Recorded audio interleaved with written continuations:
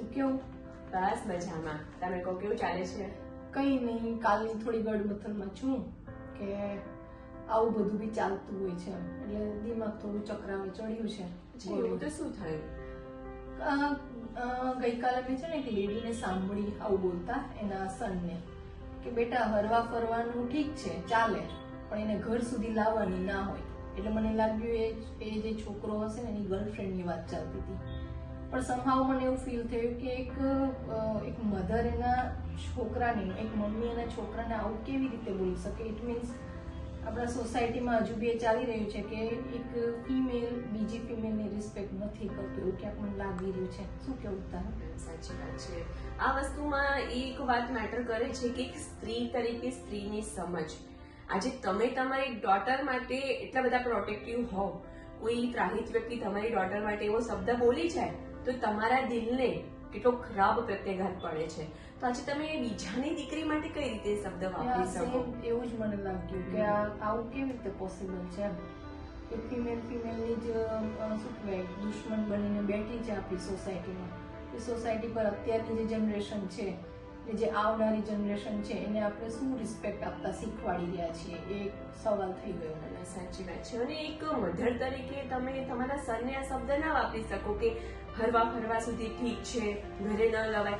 That means કે તમારા દીકરાને તમે એક સંસ્કારિતતા આપો છો કે બેટા તમે કોઈ પણ છોકરીને ફરાવી શકો, પણ એ છોકરીને એઝ અ લાઈફ પાર્ટનર તમે ઘરે ના લાવી શકો. તો તમે નાનપણથી જ તમારા દીકરાને એવી સમજ આપો છો કે જે દીકરી સાથે પરણવાનું છે એ અલગ છે અને તમારા મોજશોખ માટે અલગ છે. તો આ વસ્તુ મેટર કરે છે કે તમે તમારા સંતાનને નાનપણથી કેવા સંસ્કાર આપો છો. ચાણક્ય નીતિમાં ચાણક્ય બહુ સરસ કીધું છે કે તમારા છોકરાઓ 5 વર્ષના થાય ત્યાં સુધી તમે એને ખૂબ લાડ લડાવો, પછી એ 13 વર્ષના થાય ને ત્યાં સુધી એને સ્ટ્રિક્ટ પ્રશાસનમાં રાખો, અને 14 વર્ષના થાય ને ત્યારથી એના ફ્રેન્ડ બની જાઓ.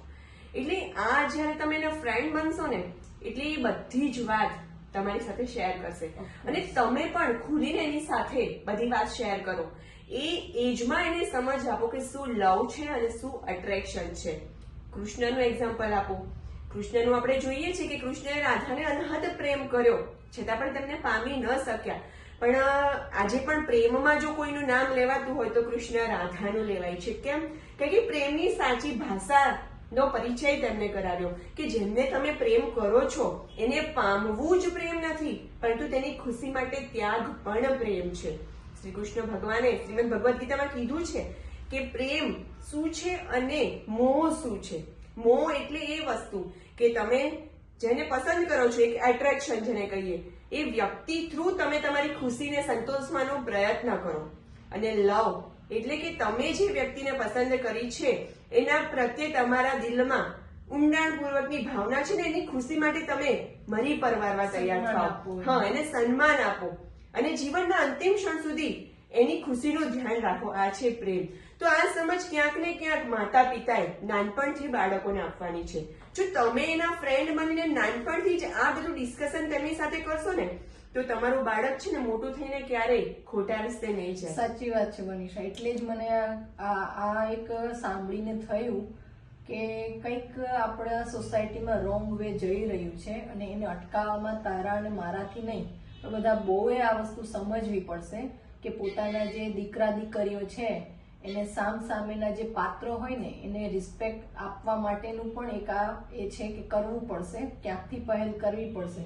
બાકી જો આવી જ વાક્ય રચનાઓ આવશે ને, ભલે એ પછી એ નોર્મલ વેમાં હોય કે રૂટીનમાં બોલાતી હોય કે ભાઈ હરી ફરીને છોડવાનું હોય કે ઘરે થોડું લાવવાનું છે, એનો મતલબ સામાન્ય બોલવામાં એમને કશું નથી, પણ જે બોલી રહ્યા છે, જે સમજી રહ્યા છે ને જે સાંભળી રહ્યા છે ને એ ત્રણેયમાં પ્રત્યાઘાત છે ને બધાના અલગ અલગ છે. બોલનારને કશું નથી, પણ સાંભળનાર અને સમજનાર એના પ્રત્યાઘાતમાં ઘણું નેગેટિવ લઈ રહ્યો છે અને એના માટે આપણે સોસાયટીની એક ટકોર કરવી જરૂરી. સાચી વાત છે. તો આપણે સોસાયટીને એ સંદેશ આપી શકીએ કે તમારા બાળકો જ્યારે 13 વર્ષના થાય ત્યારથી તમે તેના ફ્રેન્ડ બની જાઓ અને એ સમયથી જ તમે તમારા સંતાનોને પ્રેમ શું છે, અટ્રેક્શન શું છે, અને ખુલીને સમજ આપો. જેવી રીતે તમે બીજી બધી સમજ આપો છો એવી રીતે પ્રેમની પણ ખુલીને સમજ આપો. તો તમારા સંતાનને તમે એટલા અટેચ થાવ, એને કહો કે જે પાત્ર તમને પસંદ પડે છે એની સાથે જ લવ છે એ હોવું જરૂરી નથી. લવ ખરેખર એ અંતરપૂર્વકની ભાવના છે. સામેવાળા માટે જીવનના અંતિમ ક્ષણ સુધી તમે મરી મીટો, એની ખુશી માટે બધું જ તમે કરો. આ ખરેખર પ્રેમ છે. કહેવાય ને શોર્ટ ટર્મ, આ એજ જ એવી છે ટીનેજ, કે જ્યારે તમને અટ્રેક્શન થવું સ્વાભાવિક છે, પરંતુ થોડોક સમય તમે એને જાણવા માટે લો. થોડોક સમય તેને જાણશો એટલે ઓટોમેટિક તમને ખબર પડી જશે કે પાત્ર મારા લાયક છે કે નહીં. તો થોડોક સમય તમે એને જાણો, પછી તમે નક્કી કરો કે એ મારા લાયક છે કે નહીં.